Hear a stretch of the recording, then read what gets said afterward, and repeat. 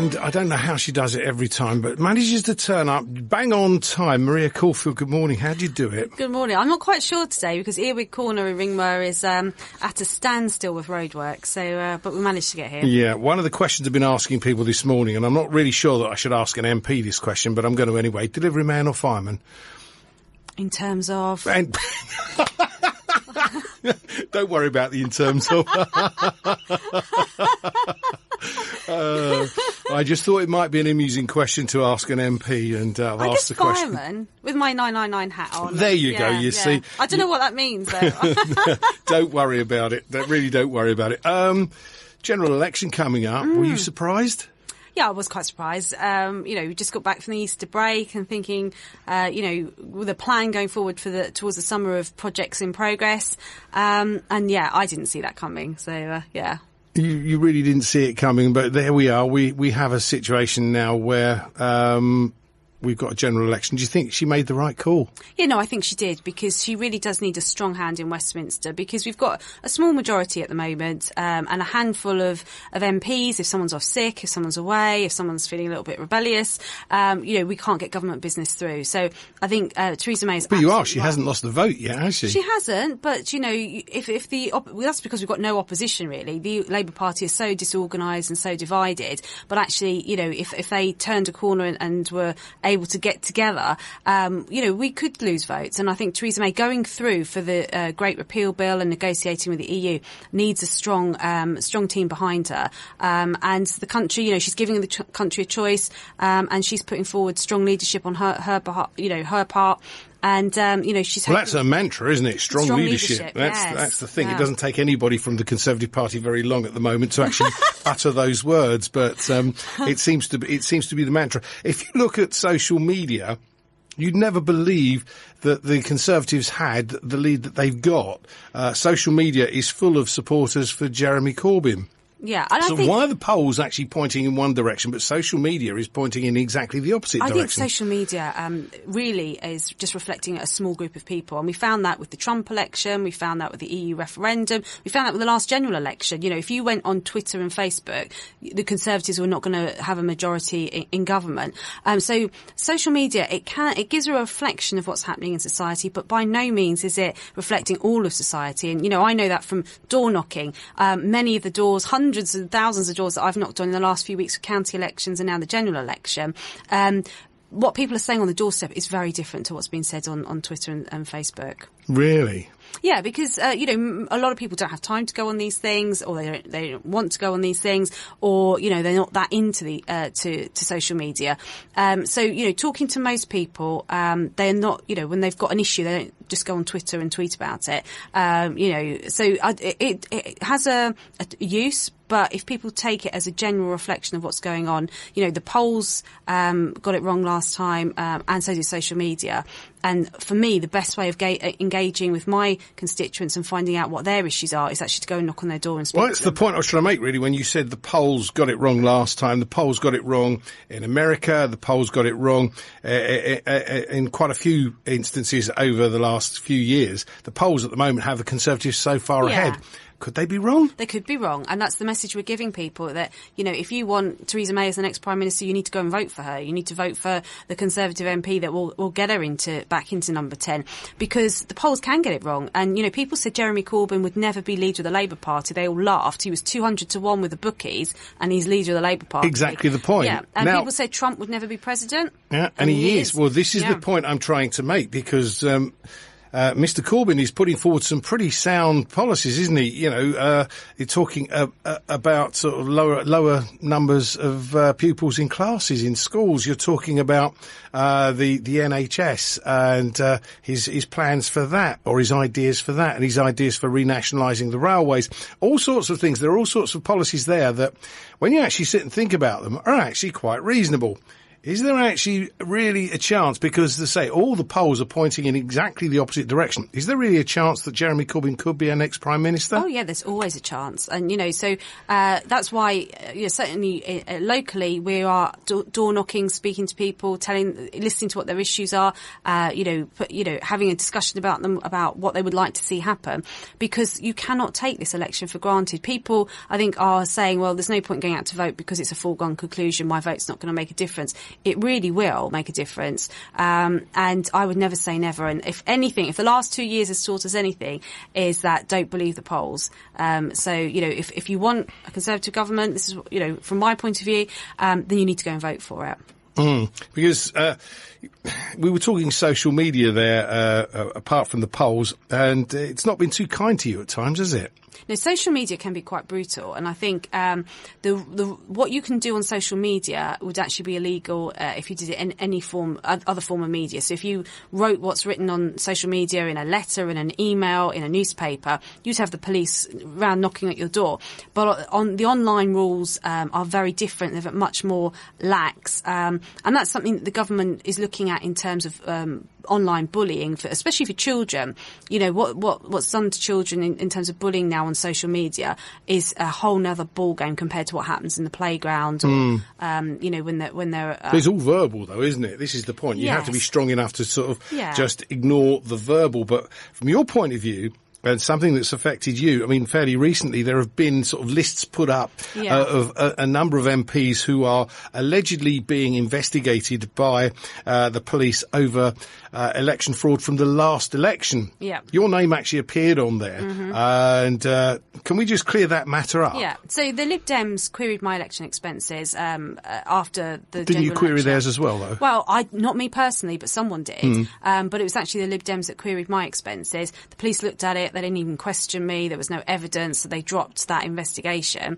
But still, once your name's on a list, they circulate it round. So it's completely false. And during an election period, if people post that, if they believe it and they post it, then we have got a couple of people who are being questioned by Sussex Police at the moment for putting out those lists, because there's some MPs on those lists that there was no complaint made against at all. Simon Kirby, for example, in Brighton Kemp Town, there was no query ever about his election expenses, and yet he's on that list. So it's very unfortunate, but on the doorstep, it doesn't seem to be making a difference. People, unfortunately expect that sort of thing when an election's coming around. Well, you're in a fairly marginal seat.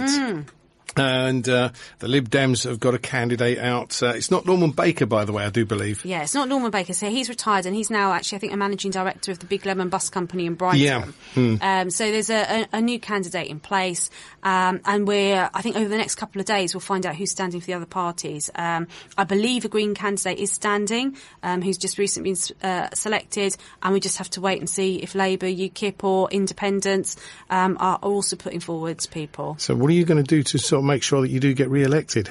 Well, I've worked hard over the last 2 years, and I'm hoping that, certainly what people are saying to me is they want Theresa May as the Prime Minister.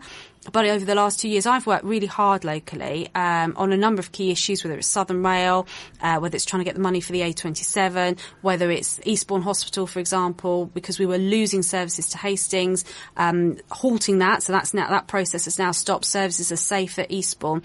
So we've done a lot of work locally, and hopefully people will recognise that and want to give me another 5 years. Are you doing? Are there any sort of hustings that are going to go on between the candidates, or is it just going to be a straight door-to-door fight? I think it's going to be straight door-to-door, just simply because this is a different election compared to the last general election. The last time we knew the date, and we were working towards it for years rather than weeks. And because this is, we're now down to nearly 4 weeks before the general election, there's really not going to be that much time to be doing hustings. So I'm just trying to get out to as many doorsteps as possible, and speak to as many people as possible. Hustings may be organised, but there's none in the diaries yet. Now, we mentioned Jeremy Corbyn a little while ago, and he's actually said that he won't get involved in mud fights and calling people names. Not so Boris Johnson. Boris, what did he call Mr. Corbyn? A mutton-headed mugwump? Where does all that come from, and what's the justification? Yeah, I'm not, I understand that term is a description for a head of a group of wizards. So it got used in apparently Mamas and Papas song, apparently. Yeah. So, I mean, for myself personally, I don't get involved in kind of even naming the opposition or, discrediting them. I tend to run a positive campaign. So I tell people what I'm about, what I'm standing for, what I've done, what I want to do if re-elected, and what the Conservatives as a whole want to do for the country. So I don't really want to get into why you shouldn't vote for someone else. I want people to know why they should vote for me. Yeah, but it's actually somebody from the Conservative Party actually saying these words. What advice would you give to Boris then? I would probably say we've got an excellent message to give out to people, and let's focus on that. We've got an excellent Prime Minister who people, from all political parties and from none really like. And so let's focus on telling people why they should vote for Theresa May, that it's not a foregone conclusion. Every vote will matter, and sell that message rather than worrying what other parties and people are up to. Boris, consider yourself slapped on the wrist, I think, really there. Andy actually phoned in a little earlier on and said, how will the general election affect BML2? Yes. It's a slightly different subject now. Yeah, no, I mean, it's a good question because, the previous MP, Norman Baker, while he wanted the Lewes to Caulfield line to be reopened, he wasn't, and he's gone on the record even since then to say he doesn't believe BML2 is a good scheme. I'm passionate about BML2, and we've got a consortium of investors who are willing to pay for it and project manage it and deliver it, and could probably start in about 18 months to 2 years on some of the work that would be needed down this end of the line. So I would say to people, if you want that to happen, you really need an MP who believes in it and wants it to happen. And I'm not hearing any other party other than, myself, Nasgani, Simon Kirby, who really will push this and make this happen. So, but I mean, will the general election and all the other things surrounding the election mean that BML2 gets a back seat? No, I don't think so. Certainly in my campaign, it's going to be featuring heavily in my leaflets. And while the national picture is important, if you want Theresa May as the next Prime Minister, locally, we've got some big issues too. So the A27, BML2, we've got all the neighbourhood plans issues, we've got school funding issues, which I'm campaigning for quite heavily for my local schools, as are other neighbouring MPs. So there's a number of local issues that I think are really important, and people should be asking about those of the candidates that come knocking at their door, as well as the national issues as well. Is there money going to be available for all of these projects? I know you said about BML2 being pretty much self-funded, but I mean, the upgrade of the A27 is a major thing. Is again, same thing applies. Is that going to continue at a reasonable pace of progress, or is it going to get put on the back burner because we've got Brexit coming up, and there are, there's a shortage of money with the health service, the schools, and all those sorts of things. So these sorts of projects going to I don't think so, because if we want, certainly from down this neck of the woods where we've only got less than 6 miles of motorway across the whole of Sussex, if we want to be a trading global nation, we need better infrastructure. We've got a port in Newhaven where we've got goods that can come and go around the world, and we've got to be able to get them to Newhaven. And country lanes to drive on, basically. Yeah, absolutely. Yes. So we have got we're about to make an announcement about the A27 and some extra funding there to try and work up the dual carriageway proposals, because the money we've got so far we're putting towards urgent safety measures and some of the key junctions to make them ready for dualling of the carriageway. But we have got plans pretty soon to make a start with the dualling process. So it's not an either or with Brexit. If we want to make us increase our productivity and get us ready for Brexit, we need the roads, the motorways, the trains to be able to move our goods and services about. Yeah. Now you are actually a working nurse as well, aren't you? So I mean, I'm guessing. Well, I don't guess at all. I know you have some fairly strong thoughts on the NHS.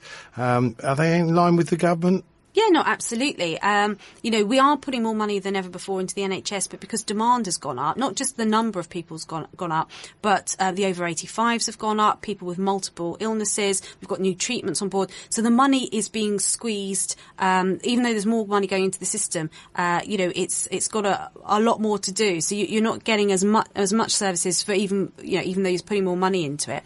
I am supportive of the government. I think some of the work around improving access to primary care services, so the work that's been done around pharmacies in particular, because we know GPs are limited in the amount of expansion they can do. We know that GP numbers are not, while we've got more GPs than ever before, there's not a huge supply of GPs. There's still not enough of them. There's still not. Whereas pharmacies, there's more pharmacists than ever before. They can provide primary care services. And so we really want to look at a model that's being used in Scotland at the moment, where pharmacists have their own list. So if you had a cough or a cold or a chest infection even, rather than say, I might go and see my GP, or I'll go and see my pharmacist, and they'll be able to prescribe me some antibiotics, they'll be able to look at my other medication.